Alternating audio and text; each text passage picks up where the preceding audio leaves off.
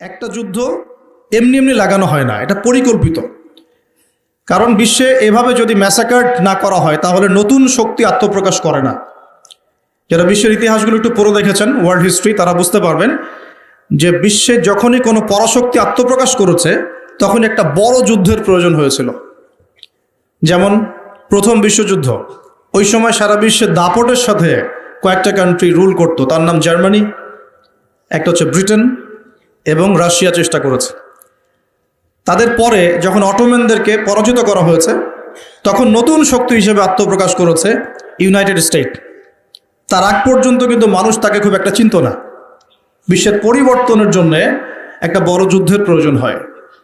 তো সিরিয়ার অবস্থা যখন খারাপ ছিল, আমরা মনে করছিলাম যে হয়তোবা নতুন কোনো রুলিং স্টেট পৃথিবীতে আসবে, তো তখন হয়নি, আলহামদুলিল্লাহ। এখন এই ইস্যুটাকে কেন্দ্র করে মনে হচ্ছে বিশ্বে আরও একটা নতুন চালিকা শক্তি স্টেট আসতে পারে। সেটা কে, আমরা একটু অনুমান করব আজকে। কেন অনুমান করব? কারণ তাদের সাথে মুসলিমদের ভবিষ্যৎ জড়িত আছে, তাদের সাথে মুসলিমদের ভবিষ্যৎ জড়িত আছে। এবার আপনাকে আমি একটা দ্বিতীয় ইস্যুর দিকে নিয়ে আসি। সারা ওয়ার্ল্ডে দ্বিতীয় একটা ইস্যু চলছে এখন, সেটা হলো কোরআন পুড়িয়ে দেওয়া ইস্যু। আমরা মুসলিমরা কি কখনো অন্য কারো ধর্মগ্রন্থ পুড়িয়ে দিয়েছি? আমরা বরং এই কথা বলি যে কোনো মুসলিম ততক্ষণ পর্যন্ত মুসলিম হতে পারবে না যতক্ষণ পর্যন্ত সে ঈসা আলাইহিস সালামকে নবী বলে স্বীকার না করছে। আমাদের চাইতে নবী ঈসা আলাইহিস সালামকে কেউ বেশি সম্মান করে? আমরা বলছি কেউ মুমিনই হতে পারবে না, মুসলিম হতে পারবে না যদি সে ঈসা আলাইহিস সালামকে আল্লাহর নবী বলে স্বীকার না করে। এখন তার অনুসারীর দাবিদাররা তাহলে কেন কোরআন পড়িয়ে দিচ্ছে? উত্তর, কোরআনুল কারীম তাদের বিকৃত ধর্মচর্চা এবং সারা বিশ্বব্যাপী তাদের জুলুম নির্যাতনের বিরুদ্ধে কথা বলছে বলেই তারা কোরআনের বিরুদ্ধে ক্ষোভ ঝাড়ছে। এখন তাদের কাছে সুদটা হালাল, সুদটা ওদের কাছে বৈধ এবং সুদ দিয়ে তারা চলে, অন্য রক্ত চুষে খায়। সুদের ফলাফলটা অনেকটা ঢাকা শহরের মতো। কিসের মতো? একটা অংশ দেখবেন দিন দিন রিচ হচ্ছে, দিন দিন রিচ থেকে রিচার হচ্ছে একটা অংশ, আর একটা অংশ দিন দিন প্রভার্টি এবং ডেস্টিটিউশনের মধ্যে যাচ্ছে। প্রত্যেকটা বড় বড় শহরের এই চিত্র।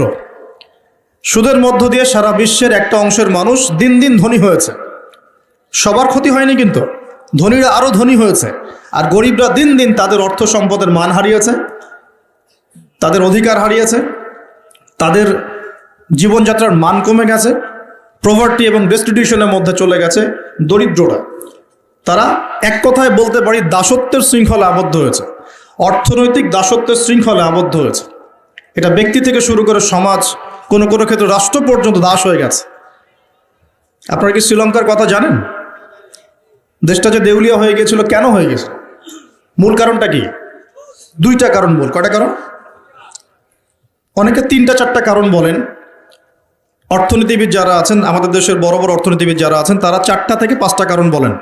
আমি স্টাডি করেছি, কিন্তু আমরা ইসলামিক সেন্সে দেখি 2টো কারণ। কয়টা কারণ? 1 নম্বর দুর্নীতি। 1 নম্বর কি? দুর্নীতি। 2 নম্বর হচ্ছে রিবা বা সুদ। ব্যাস, যথেষ্ট। বাকি যেগুলো অপরিকল্পিত প্রজেক্ট ইত্যাদি ইত্যাদি, এগুলো অত মেজর কারণ নয়, এগুলোকে সামাল দেওয়া যেত। মূল কারণ 2টো, একটা হচ্ছে করাপশন বা দুর্নীতি, একটা হচ্ছে রিবা বা সুদ। আপনারা কি জানেন এই উপমহাদেশের মধ্যে আরো একটা কান্ট্রি ঠিক শ্রীলঙ্কার মতো পরিণতি বরণ করতে যাচ্ছে? নো, বাংলাদেশ না, এক্স্যাক্টলি পাকিস্তান। অথচ তারা এই তো আমাদের মহান মুক্তিযুদ্ধে কত নির্মমভাবে আমাদের ভাইদেরকে হত্যা করেছিল না? হত্যা করেছিল না? এটা কি ন্যায় ছিল না অন্যায় ছিল? আচ্ছা, কি উদ্দেশ্য ছিল ওদের? ওরা চাইতো আমাদেরকে শাসন করতে।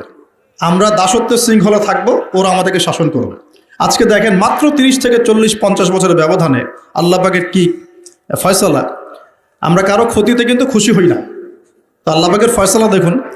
একটা কথা বলি, দুর্নীতিতে কিন্তু আমরাও কম না, অন্তত পক্ষে এদিকে কিন্তু আমরাও কম না।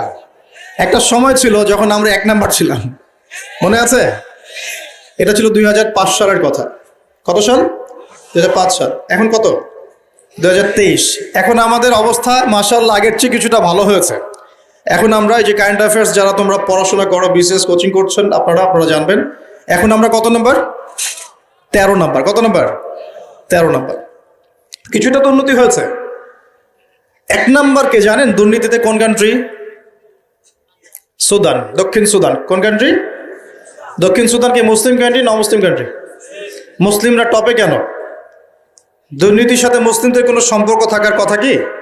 তাহলে আমরা টপে কেন? 1 নম্বরে কেন? দক্ষিণ সুদান 1 নম্বরে কেন? ওরা কি মুসলিম না?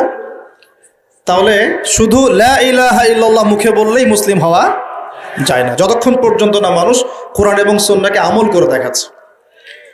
আপনারা কি জানেন সবচেয়ে কম দুর্নীতিপূর্ণ কান্ট্রি কোনটা জানেন? ডেনমার্ক। হ্যাঁ, কে বলেছে? ডেনমার্ক। তার সাথে আরো একটা কান্ট্রি আছে, তার নাম হচ্ছে নিউজিল্যান্ড। কোন কান্ট্রি? এই দুটো কান্ট্রির কোনোটাই কি মুসলিম কান্ট্রি? তারা কি লা ইলাহা ইল্লাল্লাহ বিশ্বাস করে? তাদের সংবিধানে কোরআন আছে, তাদের আমলের মধ্যে রাসূলের সুন্নত আছে, তারপরেও তারা দুর্নীতি মুক্ত হলো কিভাবে? তার মানে ওই শিক্ষাটুকু তারা ঠিকই কোরআন সুন্নাহ মোতাবেক আমল করেছে, শুধু মুখে লা ইলাহা ইল্লাল্লাহ হয়তো পড়ে না। তাহলে আমি এতটুকু বোঝাতে যাচ্ছি তারা কেন কোরআনকে বিরোধিতা করছে, কেন কোরআনকে পুড়িয়ে দেওয়ার চেষ্টা করছে, কারণ কোরআন এইসব অন্যায়ের বিরুদ্ধে কথা বলছে। কিন্তু চিন্তা করবেন না, আল্লাহ রাব্বুল আলামিন নিজে এই কোরআন হেফাজতের দায়িত্ব নিয়েছেন। আল্লাহ পাক সূরা হিজরে বলেছেন, ইন্না নাহনু নাযালনা যিকরা ওয়া ইন্না লাহু লাহাফিজুন। নিশ্চয়ই আমি এই কোরআন নাজিল করেছি, এই কোরআন হেফাজত করার দায়িত্ব কার? আল্লাহর। এখানে আমি আপনাকে আরেকটা পয়েন্ট দেখিয়ে সামনের দিকে যাব। এবার ওই দিক থেকে চেহারাটাকে আমাদের দিকে ফিরিয়ে নিয়ে আসেন, মুসলিমদের দিকে তাকান। মুসলিমদের মধ্যে কত পার্সেন্ট মানুষ এখন 5 ওয়াক্ত নামাজ পড়ে? কত পার্সেন্ট মানুষ বিশুদ্ধ করে কোরআন তেলাওয়াত করতে জানে? মুসলিম পরিবারগুলোর মধ্যে কত পার্সেন্ট পরিবারে ইসলামিক পর্দা চালু আছে? মুসলিমদের মধ্যে কত পার্সেন্ট মানুষ হালাল খাওয়ার চেষ্টা করে, হারাম থেকে বেঁচে থাকার চেষ্টা করে? মুসলিমদের মধ্যে কত পার্সেন্ট যুবক এখন জেনা থেকে বেঁচে থাকতে পেরেছ? মুসলিমদের মধ্যে কত পার্সেন্ট যুবক 5 ওয়াক্ত নামাজ পড়ো, ইসলামের বেসিক জ্ঞানগুলো জানো, কোরআন তেলাওয়াত করা, হাদিস পড়তে শেখা, হাদিসের চর্চা করা, কোরআনের তাফসীর পড়া, অনুবাদ পড়া? মুসলিমরা এই বেসিক কাজগুলো কত পার্সেন্ট মানুষ করছে? এদিকে আমাদেরকে বেশি ফোকাস করতে হবে। একটা অমুসলিম সমাজ কোরআনের উপর আক্রমণ করছে, পুড়িয়ে ফেলছে, এটা বেশি কষ্টদায়ক নাকি একটা মুসলিম পরিবারে জন্মগ্রহণ করেও এই বিগত 30-40 বছরে কোরআন পড়তে না শেখাটা বেশি লজ্জার? কোনটা? এবার বলেন, একটু চেহারাটা আমাদের দিকে ফিরান। এবার আয়নার সামনে দাঁড়াই। অমুসলিম, সে কোরআন সম্পর্কে কিচ্ছু জানে না এবং কোরআন তাদের চলমান জাহিলিয়াতের বিরুদ্ধে কথা বলছে, রাগে কোরআন পুড়িয়ে দিয়েছে। বুঝলাম কাজটা খুবই খারাপ, জঘন্য কাজ এবং নিন্দনীয়, ব্লাসফেমি। এটা সারা বিশ্বে একটা মানবতা বিরোধী অপরাধ। এই কাজটা অপরাধ কিনা? আচ্ছা, এখন মুসলিমদের দিকে তাকিয়ে দেখুন। আমি এখন মুসলিম পরিবারে জন্ম নিয়েছি, 20-30-40 বছর আমি কাটিয়ে দিলাম মুসলিম পরিবারে। জন্ম নেওয়ার পরেও, মুসলিম পরিবেশে থাকার পরেও, কোরআন সুন্নাহর বয়ান শোনার পরেও, জুমার নামাজ পড়ার পরেও, ঈদের নামাজ পড়ার পরেও, রমজানের রোজা রাখার পরেও, আলেম ওলামাদেরকে পেয়েও আমি যে কোরআন তেলাওয়াত করতে জানি না, এখন আমাকে কি করা উচিত? উত্তর দেন। এখন আমার কি করা উচিত? কে বড় অপরাধ করেছে? কে বড় অপরাধ করেছে? আমি মুসলিম পরিবারে জন্মগ্রহণ করেও কোরআন পড়তে জানি না, আমি কি বেশি বড় অপরাধী? নাকি যে ব্যক্তি কখনো কোরআন চেনেই না, জানেই না, যে কোরআনকে অবমাননা করছে, কে বড় অপরাধী? আসলে আল্লাহ রাব্বুল আলামিন সূরা ফুরকানের মধ্যে বলেছেন যে আল্লাহর রাসূল সাল্লাল্লাহু আলাইহি ওয়াসাল্লাম আমার উম্মত, মানে আমাদের উম্মতে মুহাম্মাদের বিরুদ্ধে আল্লাহর কাছে অভিযোগ পেশ করবেন। কার বিরুদ্ধে? এই যে উম্মতে মুহাম্মাদের বিরুদ্ধে আমাদের নবী মুহাম্মদ সাল্লাল্লাহু আলাইহি ওয়াসাল্লাম একটা অভিযোগ পেশ করবেন। আল্লাহ পাক তাকে বলবেন, হে মুহাম্মদ সাল্লাল্লাহু আলাইহি ওয়াসাল্লাম, তোমার উম্মতের কি হয়েছিল, কেন বিভ্রান্ত হলো? নবী সাল্লাল্লাহু আলাইহি ওয়াসাল্লাম তখন বলবেন যে ইন্না কওমি ইত্তাখাযু হাযাল কুরআনা মাহজুরা। পড়ে দেখেন সূরা ফুরকানে আমাদের নবীজি বলবেন, হে আল্লাহ, আমার উম্মত এই কোরআনকে, যা তুমি আমার প্রতি নাজিল করেছো, এই কোরআনকে অবজ্ঞা করে পরিত্যাগ করেছিল, এই কারণে তারা আজকে পথভ্রষ্ট হয়েছে। এবং নবী সাল্লাল্লাহু আলাইহি ওয়াসাল্লাম আল্লাহর কাছে আক্ষেপ করবেন, অভিযোগ পেশ করবেন যে আমার উম্মতকে আমি কোরআন দিয়ে এসেছিলাম, কিন্তু তারা সেই কোরআন চর্চা করে নাই, পড়ে নাই, কোরআনের হক আদায় করে নাই, এই কারণে তারা আজকে পথভ্রষ্ট হয়েছে। তাহলে আমাদের নবীজি আমাদের বিরুদ্ধে আল্লাহর কাছে ক্ষোভ ছাড়বেন না? তো প্রথম যে শিক্ষাটা আজকে নেওয়া উচিত সেটা হলো, বিশ্বে যা যা ঘটছে এই সব বিষয়গুলোর সাথে আমাদের শেষ জামানা সম্পৃক্ত, এবং প্রত্যেকটা বিষয়ের গভীরে যাওয়ার জ্ঞান আমাদের অর্জন করা উচিত এবং দৃষ্টিভঙ্গি প্রশস্ত করা উচিত। খেদির আলাইহিস সালামের মতো অন্তর্দৃষ্টি অর্জন করা উচিত। পাশাপাশি কোরআন কেন্দ্রিক জীবনটা গড়া উচিত। আমরা কিন্তু নিয়াত করতে পারি যে আগামী রমজান আসার আগেই আমরা সবাই পবিত্র কোরআন তেলাওয়াত করা শিখবো ইনশাআল্লাহ। নামাজে দাঁড়াই কি পড়ছি বুঝতে পারছি না, তাই আমার মনোযোগটা কেমন, তারাবির নামাজে দাঁড়ালাম। তারাবি তো আমরা মাশাআল্লাহ কোনো মসজিদে, সব জায়গায় না, কোনো জায়গায় 3G 4Gও পড়া হয়। হ্যাঁ, আচ্ছা, তবে এটা একটু স্লো পড়া উচিত। এখানে ধৈর্য আমাদেরও কম, আমাদেরও দোষ আছে। ইমাম সাহেব যখন লম্বা করে তেলাওয়াত করে তখন আমরা আবার বলি এত সময় নাই হাতে, তাড়াতাড়ি শেষ করেন, বলি না? কোনো জায়গায় ইমাম সাহেবদেরকে মসজিদ কমিটিতে মনে হয় যে চাকরের মতো বিহেভ করে, এমন করে না? অথচ ইমাম সাহেব হচ্ছেন মসজিদের নেতা, সমাজের নেতা। তো তাকে তার জায়গায় সম্মান দিতে হবে। আল্লাহ পাক তৌফিক দান করুন। তো আমরাই কিন্তু দোষী, আমরা ফোর্স করি তাড়াতাড়ি শেষ করেন, হাতে সময় কম, মার্কেটে যাওয়া লাগবে, ওয়াইফ অপেক্ষা করতেছে, ঈদের শপিং করতে হবে, তাই না? আচ্ছা, রমজান নিয়ে আমি একটু পরে একটু কথা বলবো। কিছু কথা আছে রমজান নিয়ে, খুব গুরুত্বপূর্ণ কথা, খুবই গুরুত্বপূর্ণ। আমার মনে হয় যে এই কথাগুলো এই সিজনে হয়তো আপনারা অন্য কোনো লেকচার বা মাহফিলে শোনেন নাই। রমজান নিয়ে কিছু কথা আছে। আগে এই জায়গায় বলি যে তারাবিতে আমরা অনেক কিছু পড়ি, কিন্তু তারাবির নামাজটার শেষে আপনি যে আব্দুর রহমান এদিকে ডাকেন, জিজ্ঞাসা করেন যে ভাই আব্দুল্লাহ, আপনি তারাবির নামাজ পড়লেন, কত রাকাত পড়ছেন? যে 20 রাকাতই পড়ছি মাশাআল্লাহ। ওকে, ফাইন।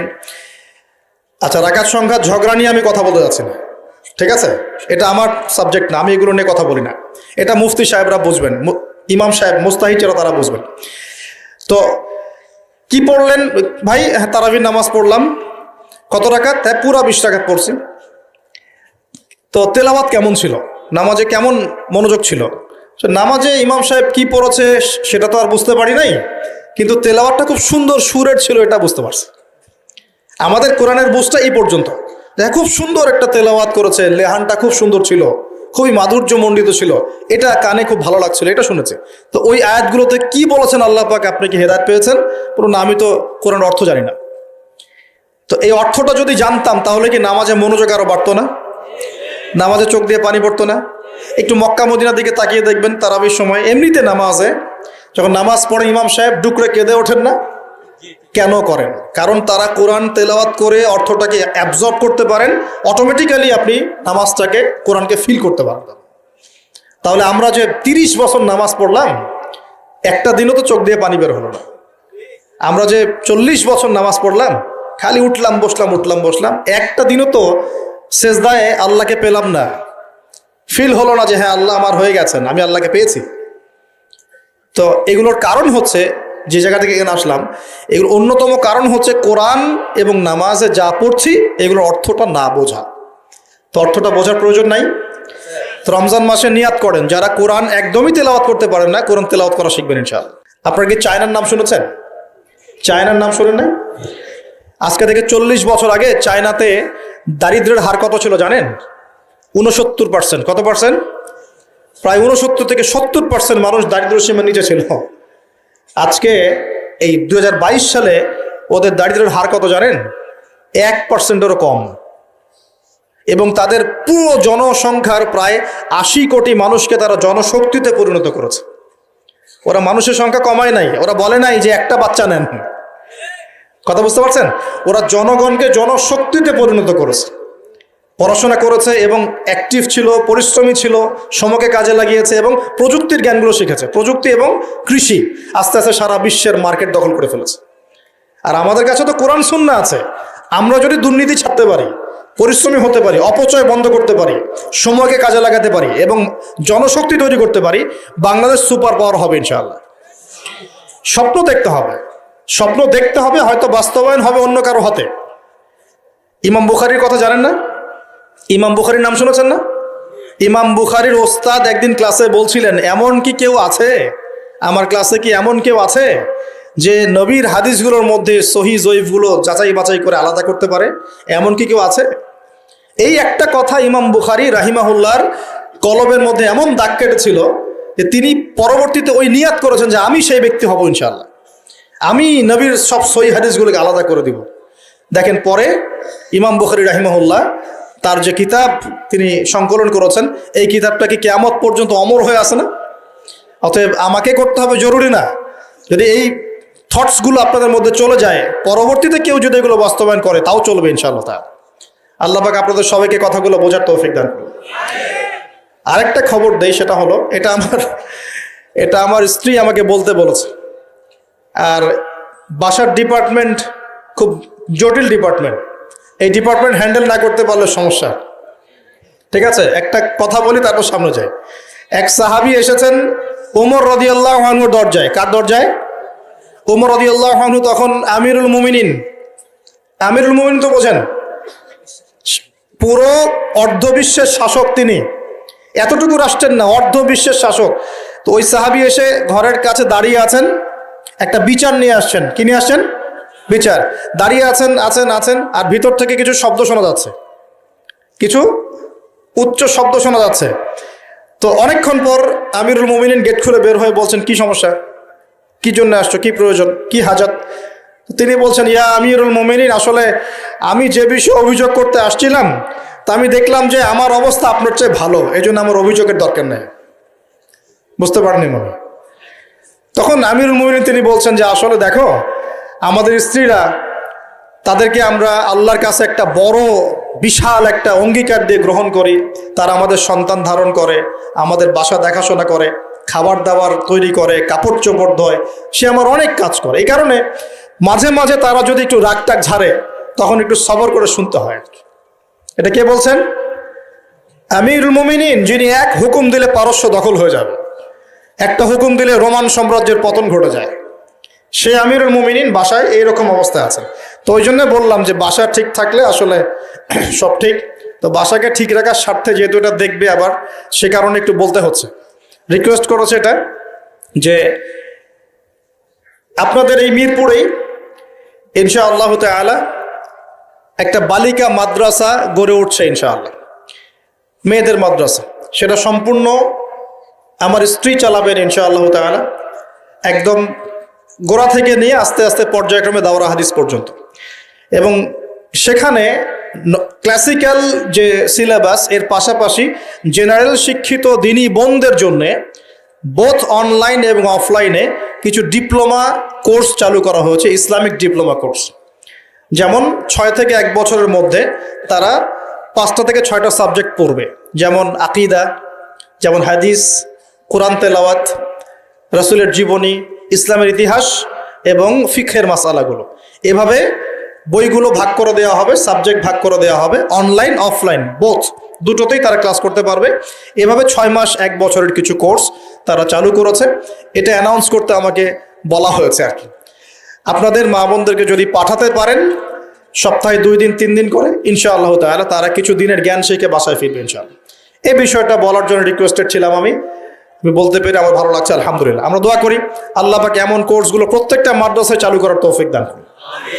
এখানেও মাদ্রাসা আছে শুনেছি আমি, আপনাদের মাদ্রাসার উদ্যোগে ক্লাসিক্যাল যে ধারায় চলছে এটা চলুক, পাশাপাশি জেনারেল ভাইদের জন্য ডিপ্লোমা কোর্স চালু করেন, পাশাপাশি নৈশকালীন কোরআন শিক্ষা চালু করেন, পাশাপাশি একটু দাওয়াতের মেহনত করেন। মানে শুধু মাদ্রাসায় গতানুগতিক পড়াশোনাই হবে, নট নেসেসারি, কিছু ইনোভেটিভ চিন্তা করেন, আমাদের পড়াশোনার চিন্তা করেন।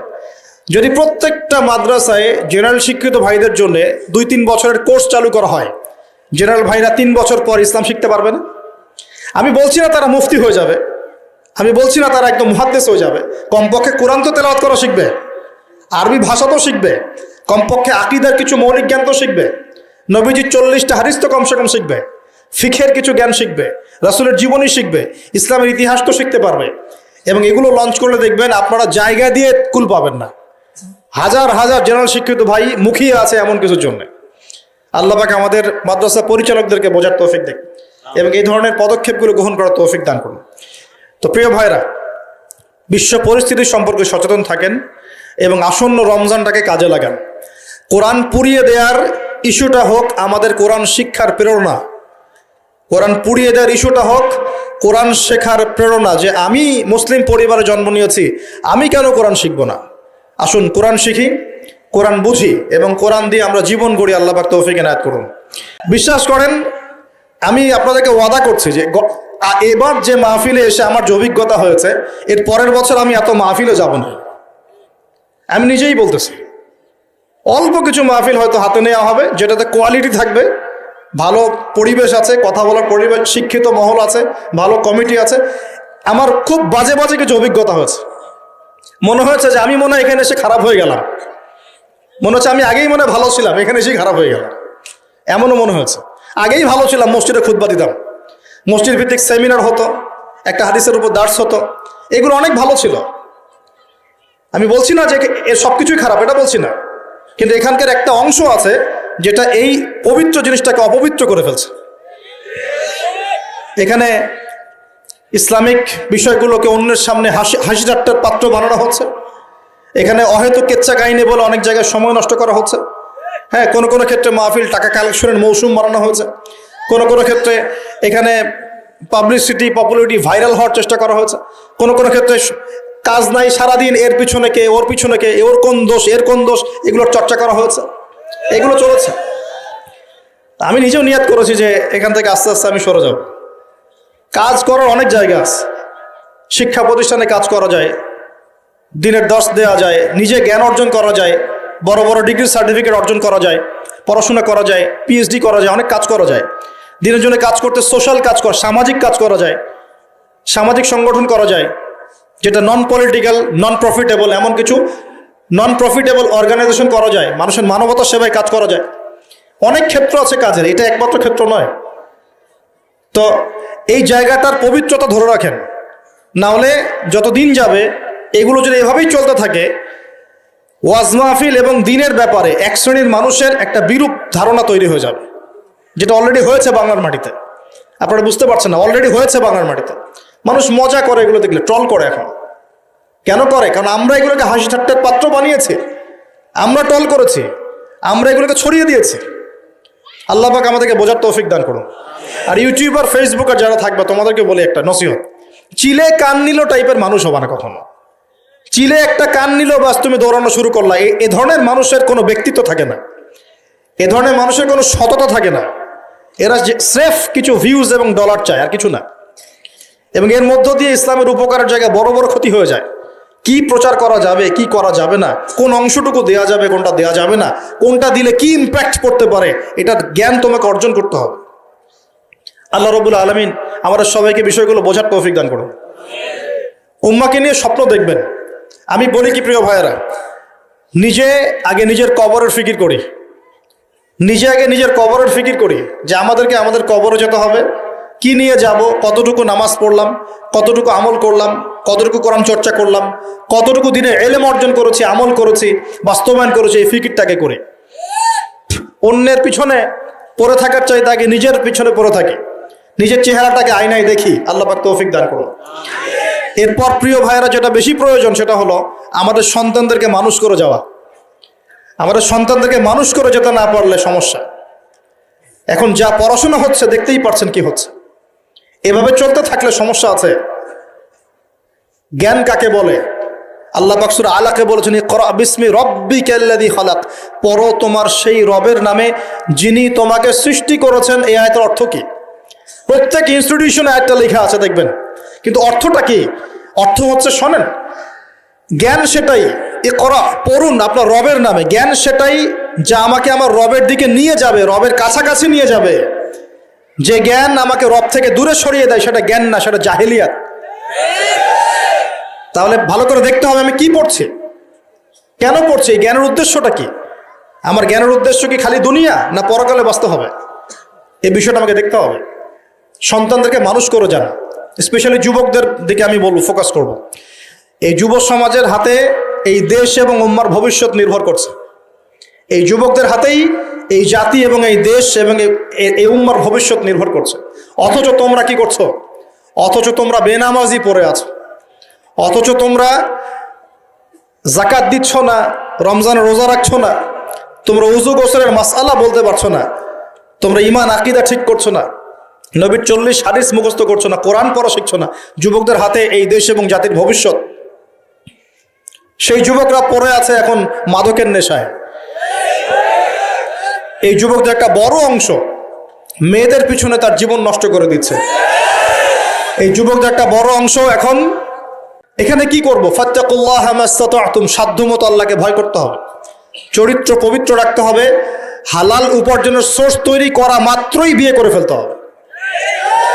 বিয়ে ছাড়া চরিত্র হেফাজতের অন্য কোনো পদ্ধতি নাই। এই চিরকুমার সঙ্গটঙ্গ যোগ দিয়ে লাভ নাই। আর যতই হারাম প্রেম করেন না কেন, এই প্রেমগুলো আপনাকে মনে শান্তি দিবে না, এগুলো আপনাকে অস্থির করে রাখবে। কেন? কারণ এটা হারাম, এটা হারাম। আর যখন হালাল ভালোবাসা আপনি পাবেন, হালাল ভালোবাসা যেটা আল্লাহ পাক নাজিল করেন, তখন ইনশাআল্লাহ আপনার মনের মতো স্ত্রী না হলেও দেখবেন আপনি তার সাথে সারা জীবন কাটিয়ে দিচ্ছেন। কারণ এই ভালোবাসা আল্লাহর পক্ষ থেকে আসবে। এখানে শুধু এই যে কিছু মানুষ মনে করে বিয়ে মানে যৌনতা, তাই না? এটা একটা কনসেপ্ট তৈরি করে দেওয়া হয়েছে, বিয়ে মানে মনে হয় যৌনতা। আসলে বিয়ে যৌনতার বৈধ একটা পথ মাত্র, এটা হালাল একটা পথ মাত্র। এখানে আরো বড় বিষয়টা হচ্ছে দায়িত্ববোধ। দায়িত্ব, একটা মানুষের দায়িত্ব নেয়া, তার অভিভাবক হওয়া, তার সাথে জীবনের সুখ দুঃখ হাসি কান্নাকে ভাগাভাগি করে নেয়া, তার সাথে জীবনের উদ্দেশ্য ফিক্স করা, কষ্ট করে হলেও সবর করে হলেও সুখে দুঃখে পাশে থাকা। স্বপ্ন মানে পাশে থাকা, স্বপ্ন মানে কি? পাশে থাকা। তার দায়িত্ব নেয়া, রেসপন্সিবিলিটি নেয়া, তাকে খাওয়ানো, তার ভরণ পোষণ দেয়া। কেউ যদি আপনার স্ত্রীর দিকে খারাপ চোখে তাকায়, আপনি তার চোখটা পর্যন্ত তুলে ফেলবেন, এর নাম বিয়ে। এই কাজ করবেন না? এই কাজ করবেন। তো এখানে যৌনতা দিয়ে দেওয়া হয়েছে, বিয়ে মানেই মনে হয় যৌনতা। বিষয়টা এমন নয়, এখানে অনেক বিষয় জড়িত আছে। এই কারণে এটা পবিত্র সম্পর্ক, এটা মিসাকুন গালিযা, এটা কঠিন অঙ্গীকার আল্লাহর পক্ষ থেকে। এই কারণে দেখা যায় অনেক চড়াই উতরাই পার হলেও বৈবাহিক সম্পর্ক ঠিক থাকে না? কিন্তু যত দিন যাচ্ছে কি হচ্ছে, এই ভাঙ্গনগুলো বাড়ছে। কেন বাড়ছে? বিকজ বিয়ের আগে প্রেম, বিয়ের আগে অমুকের সাথে প্রেম, অমুক জেনা, পর্নোগ্রাফিতে আসক্ত, পরকিয়া, ওই সিরিয়ালস, পশ্চিমা সংস্কৃতি, হ্যাঁ, বস্তুবাদিতায়, সব মিলিয়ে বিয়েগুলো ভেঙে ভেঙে যাচ্ছে। এখন পরিবারগুলো নষ্ট হয়ে যাচ্ছে না? যদি আমি নিজে আপনাকে নসিহা করছি, যদি একজন স্ত্রী আপনার মনের মতো আল্লাহ পাক দিয়ে দেন এবং আপনার এই স্ত্রীকে নিয়ে থাকার মতো, খাওয়ার মতো বাসস্থান, অন্য বস্তুর সংস্থান আছে, সচ্ছল আপনি মোটামুটি, এবং আপনি তাকে ভালোবাসেন আপনার মনের মতো, আপনি তাকে নিয়ে সারা দুনিয়ার জীবনটা কাটিয়ে